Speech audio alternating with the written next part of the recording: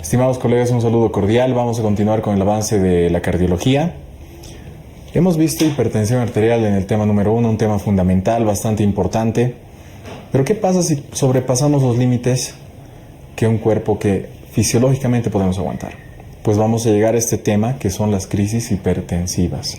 Es un tema fácil de abordarlo, de conocer los conceptos principales, pero no debemos confundir conceptos. Hemos dividido un par de conceptos y vamos a mencionarlos. Cuando hablamos de crisis hipertensivas, no se refiere, muchos caemos en la duda, de una complicación de una hipertensión per se, sino que tenemos que pensar nosotros que una crisis hipertensiva va a ser aquel trastorno, aquella patología, netamente, que va a causar lesión a un órgano diana. O sea, son elevaciones marcadas de la presión arterial, bastante marcadas de la presión arterial, que van a tener compromiso con un órgano, ¿ya? Ahora, ¿qué compromiso puede tener? Pues pensemos, ¿qué pasa si un vaso sanguíneo va a ejercer demasiada presión, que va a botar la sangre con mucha presión? ¿Qué puede causar? A nivel del sistema nervioso central, un accidente cerebrovascular, por ejemplo, ¿no? Que son o puede causar una encefalopatía hipertensiva. A nivel del mismo vaso sanguíneo, como está formado por capas, puede causar una disección de un vaso, etcétera. Puede causar un infarto agudo de miocardio porque puede contraerse con bastante rigor esa arteria. Entonces puede causar distinto tipo de patologías en distintos órganos. Va a causar daño a nivel renal, a nivel de la retina. Va a causar una serie de eventos que van a llevar a poner en riesgo la vida del paciente. Crisis hipertensiva, como su nombre lo menciona, es un trastorno, una crisis que nosotros debemos actuar en el momento y saber diferenciar. Este concepto quiero que lo tengas bien claro. Si es que tengo que tratar al paciente dentro de los primeros 60 minutos o si es que tengo que tratarlo dentro de las primeras 24 horas, de acuerdo a los siguientes conceptos que te voy a ir mencionando. ¿Ya? Volvemos a repasar solamente un par de conceptos. Elevación drástica, marcada de la presión arterial que produce daño a un órgano diana, lo denominamos como crisis hipertensiva. ¿Qué puede causar? Una vez más voy a repetir: hemorragias, disección de grandes vasos, como por ser una disección aórtica, una encefalopatía hipertensiva, un infarto agudo de miocardio, una angina inestable, un edema agudo de pulmón, etcétera, de acuerdo al lugar en el que esté repercutiendo el daño. Como había mencionado hace un momento, podemos hablar de dos trastornos, ya sea una urgencia hipertensiva o una emergencia hipertensiva. Ahora, ¿cómo las vamos a diferenciar? Si es que hay una elevación marcada de la presión arterial, viene el paciente, tú le mides la presión arterial y tiene una elevación bastante marcada de la presión arterial, pero no hay compromiso de un órgano aún, no hay daño todavía que se esté manifestando, estamos hablando de una urgencia hipertensiva. Quiere decir que tenemos un marco de 24 horas para poder revertir esos niveles de tensión arterial, ¿ya?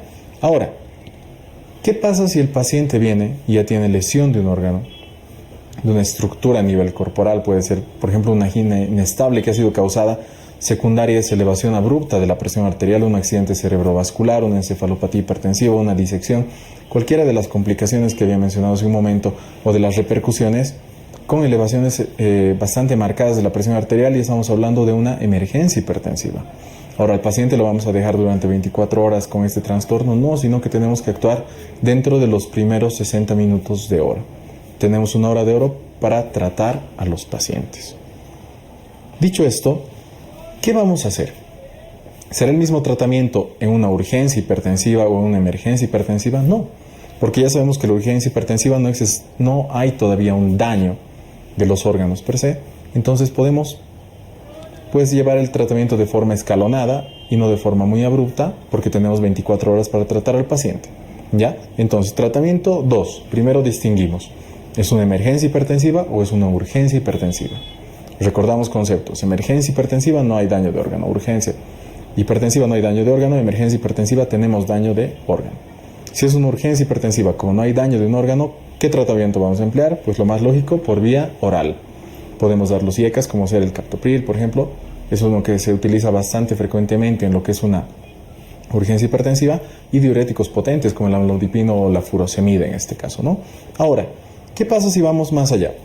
Ya no es una urgencia hipertensiva, sino que el paciente está teniendo compromiso de un órgano, hay lesión de una estructura a nivel corporal, cualquiera de las que había mencionado, y tengo que tratarlo en los minutos de hora, que son los primeros 60 minutos. ¿Qué hacemos? Entonces ya cambia el tratamiento. No va a ser suficiente que nosotros tratemos al paciente por vía oral, porque por vía oral va a ser muy difícil revertir, ¿no? Entonces vamos a utilizar más que todo fármacos por vía endovenosa, el nitroprusiato, la nitroglicerina, el abetalol, el uridipil. También podemos utilizar los diuréticos, seguir utilizando la furosemida y demás. Y una vez que logramos controlar este cuadro en el paciente, vamos a pasar a un tratamiento de mantenimiento, o sea, mantener los niveles de la presión arterial dentro de límites adecuados, pero ya por vía oral. Nosotros tenemos que tener en cuenta este concepto, ¿no? Recordar lo más adecuado y práctico para nuestro examen de lo que es crisis hipertensiva. Par de cosas: elevaciones marcadas de la presión arterial que van a tener daño, repercusión en un órgano, crisis hipertensiva, niveles abruptos. Ahora, urgencia o emergencia. Urgencia cuando la presión se ha elevado, está una elevación marcada, pero no hay daño todavía en un órgano diana. Ya pasamos más y ha habido daño en un órgano diana, estamos hablando de una emergencia hipertensiva. Urgencia la trato dentro de las 24 horas, emergencia dentro de las primeros 60 minutos. Tratamiento del primero, de la urgencia que tengo tiempo para tratar, vía oral, y del segundo, del que tengo que tratar dentro de los primeros 60 minutos, que es la emergencia hipertensiva, sobre todo vía endovenosa. Con eso hemos concluido este tema bastante corto pero bastante práctico y muy útil a la hora del examen, porque es recordar un par de conceptos con los cuales vamos a poder responder muchas preguntas. Espero que haya sido de su agrado y nos vamos a ver en un siguiente tema de cardiología. Estimados colegas, un saludo cordial. Estamos ya en el siguiente tema de la cardiología. Hemos visto que estamos yendo paulatinamente en el avance, ¿no? De primero presión arterial. ¿Qué pasa si la presión arterial va a tener unas elevaciones mayores? En el segundo tema hemos tocado lo que son las crisis hipertensivas, y en este tercer tema vamos a ver algo que nos confunde, un concepto que a veces nos lleva a responder preguntas de forma errónea, pero vamos a ver que con un par de ideas vamos a aclarar esto. Este tema que vamos a tratar ahora es el tema 3, que es síncope, y vamos mencionando algo. ¿Qué tenemos que recordar de síncope? Un paciente, una persona pierde la conciencia. ¿Es síncope o es pérdida de la conciencia? Tenemos dos opciones. Cuando hay hipoperfusión a nivel del sistema nervioso central, hipoperfusión cerebral, lo denominamos síncope. Pero si esa pérdida de la conciencia es por otra causa, qué sé yo, una hipoglicemia, un traumatismo, otro trastorno metabólico, hipoxia, ya no se denomina síncope, sino solamente es pérdida de la conciencia. Entonces recordemos, si es que no le está llegando la suficiente cantidad de flujo sanguíneo al cerebro, por X o Z motivo, o sea, hay hipoperfusión a nivel del sistema nervioso central, hipoperfusión cerebral, estamos hablando de síncope. Pero si no hay hipoperfusión cerebral y la pérdida de la conciencia es por otra causa, estamos hablando simplemente de pérdida de la conciencia. Entonces esos conceptos no tenemos que confundirlos. Diferenciamos. Les había mencionado, puede haber una hipoglicemia, el paciente pierde la conciencia, es pérdida de la conciencia y no va a ser síncope. Lo mismo de todo tipo de trastornos metabólicos, secundario traumas, secundario grandes emociones, etc. Lo vamos a denominar pérdida de conciencia, pero no síncope. Ahora, ¿qué puede llevar a que tenga el paciente esta hipoperfusión a nivel del sistema nervioso central?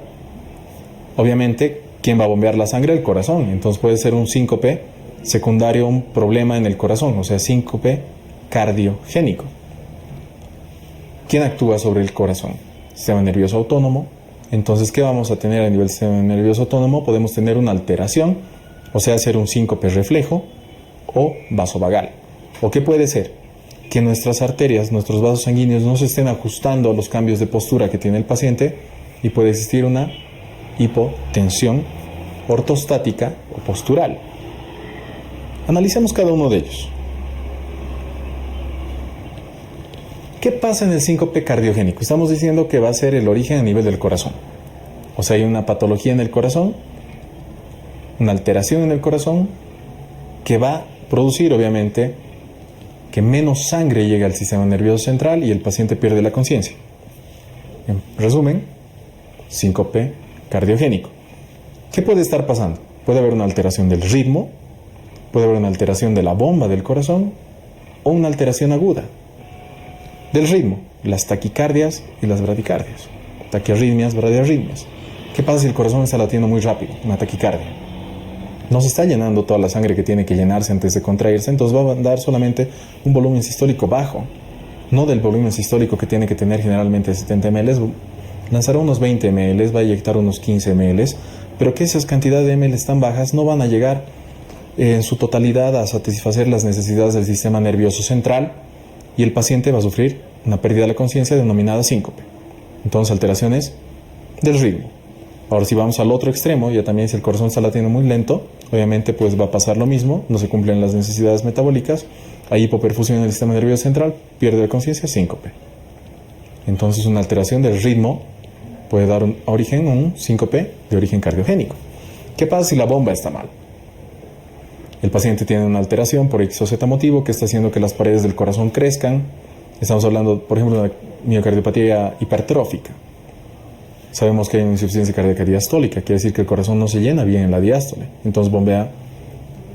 Al principio va a tener una satisfacción o una eyección normal, pero con el tiempo hay alteración y va a llegar a producir una insuficiencia cardíaca sistólica también. Eso lo vamos a repasar en otro tema, hemos visto también dentro de la fisiología, ¿no? Pero ¿qué pasa? Hay menos perfusión en el sistema nervioso central porque el corazón no está contrayéndose bien, hay alteración de la bomba, hipoperfusión y pérdida de la conciencia denominada síncope, de origen también cardiogénico. Ahora, ¿qué pasaría en el paciente si es que hay otros tipos de trastornos, unas valvulopatías, por ejemplo, que está volviendo sangre al corazón? No está llegando lo mismo. O sea, cualquier patología del corazón que produzca hipoperfusión cerebral y el paciente pierde la conciencia, síncope de origen cardiogénico. Ahora pueden haber también problemas agudos. ¿A qué nos referimos con problemas agudos? Por ejemplo, un tromboembolismo pulmonar va a causar una insuficiencia cardíaca derecha, hipoperfusión cerebral, síncope, también va a ser de origen cardiogénico, pero agudo. O un taponamiento cardíaco. La contracción que va a ejercer esa presión sobre el corazón va a causar un problema de perfusión, bueno, en este caso de eyección, hipoperfusión en el sistema nervioso central, síncope, estamos hablando de síncope de origen cardiogénico, ¿no? Entonces, en eso resumimos más que todo las principales causas de pérdida de la conciencia o síncope de origen cardiogénico. Ahora, ¿qué pasa en el síncope reflejo o vasovagal? Hay una hiperactividad de la actividad vagal o parasimpática en el corazón. ¿Qué quiere decir? Que va a disminuir el tono de los vasos, va a haber una hipotensión, va a haber una vasodilatación, en este caso estaríamos hablando, y también un efecto cardioinhibidor o bradicardizante a nivel del corazón. O sea, el corazón va a latir mucho más lento y las paredes de los vasos sanguíneos van a estar menos elongadas de lo que deben estar, con una menor tensión. Entonces hay pérdida de la conciencia.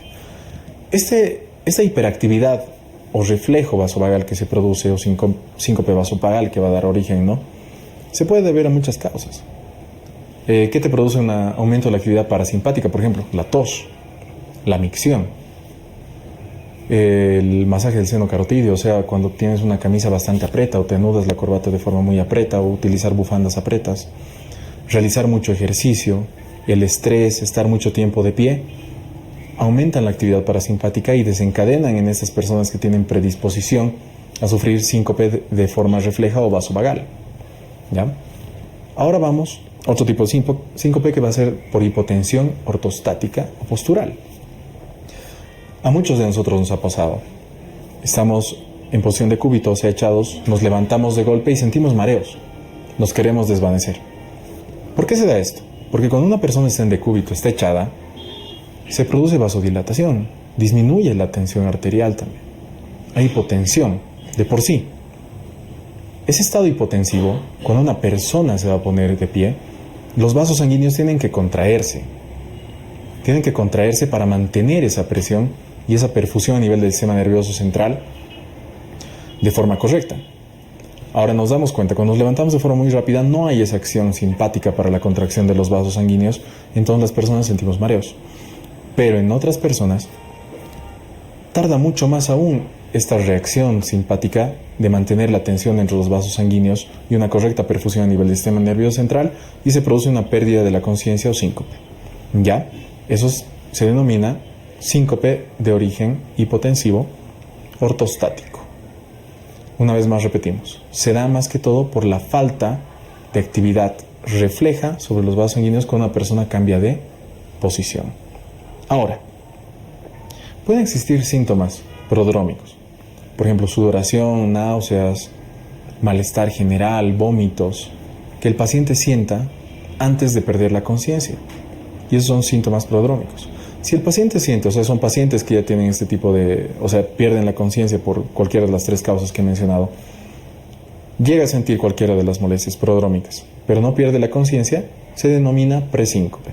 Entonces, en pacientes que sufren síncope y que tienen síntomas prodrómicos, pero que en alguna ocasión no pierden la conciencia, se denomina presíncope. Ahora, obviamente para el diagnóstico tenemos que sospechar de los pacientes, ¿no? Si son pacientes que acuden a consulta y que tienen antecedentes de cardiopatía estructural, etcétera, entonces ya vamos a sospechar de un síncope cardiogénico. Si no tenemos ninguna referencia que nos haga orientar a cualquiera, pues tenemos que realizar exámenes. De entrada tenemos que realizar una analítica, medir la presión arterial, un electrocardiograma, para poder más o menos guiarnos a qué tipo de síncope nos estamos queriendo referir, ¿no? Ahora, si es que el paciente viene y pues sacamos un electrocardiograma normal, pues nos va a orientar más que todo a un síncope de origen vasovagal o reflejo. Y pues tendremos que realizar el diagnóstico en estos pacientes. ¿Qué vamos a realizar? Si se da por hipotensión, estamos sospechando un paciente que te dice cada vez que me levanto o cambio de postura, siento mareos y me desvanezco. Podemos sospechar de un síncope de origen, por hipotensión ortostática. ¿Cómo realizamos el diagnóstico? Pues el paciente va a estar en decúbito, le medimos la presión arterial. Luego le pedimos que se ponga de pie y medimos la presión arterial también. Va a haber un descenso de 20 milímetros de mercurio en la presión arterial sistólica y la presión arterial diastólica 10 milímetros de mercurio, o si no, la presión arterial sistólica puede estar debajo de 90 y nosotros podemos diagnosticar ya al paciente con el trastorno de síncope por reflejo o, en este caso, hipotensión ortostática. Ya tiene que haber esas variaciones en la presión arterial, en los cambios de postura que había mencionado, ya sea en la sistólica, diastólica o en la sistólica, baja de menor de 90 para denominar que es un síncope por hipotensión ortostática. Ahora, vasovagal, cuando hay aumento de la actividad parasimpática, ¿cómo podríamos diagnosticar esto? Pues realizamos un masaje del seno carotídeo, va a haber una pausa de 3 segundos en la frecuencia cardíaca del paciente y podemos llegar al diagnóstico, o si no, un descenso de menos de 50 milímetros de mercurio de la sistólica de lo que habíamos medido antes, y podemos llegar a la conclusión de que el paciente tiene síncope de origen vasovagal o por hiperactividad parasimpática. ¿Ya? Y cuando sospechamos de actividad, pues, o de un trastorno a nivel del corazón, una patología estructural del ritmo, etcétera, realizamos electrocardiogramas, podemos guiarnos con ecocardiografías, con ergometrías, para poder llegar a este diagnóstico. El tratamiento tiene que ir dirigido al tipo de síncope que nos estamos refiriendo. Por ejemplo, si es que hay una patología estructural a nivel del corazón o del ritmo, pues tendremos que utilizar lo que necesitamos, ya sea farmacológico o la implantación de un marcapaso. Si es por un reflejo, un aumento de la actividad parasimpática, pues decirle al paciente que no tiene que tener cosas muy ajustadas en el cuello. Si es por la postura, pues decirle que tiene que evitar tener muchos cambios en la postura. Con esto hemos terminado el tercer tema de la cardiología y ya vamos a adentrarnos en los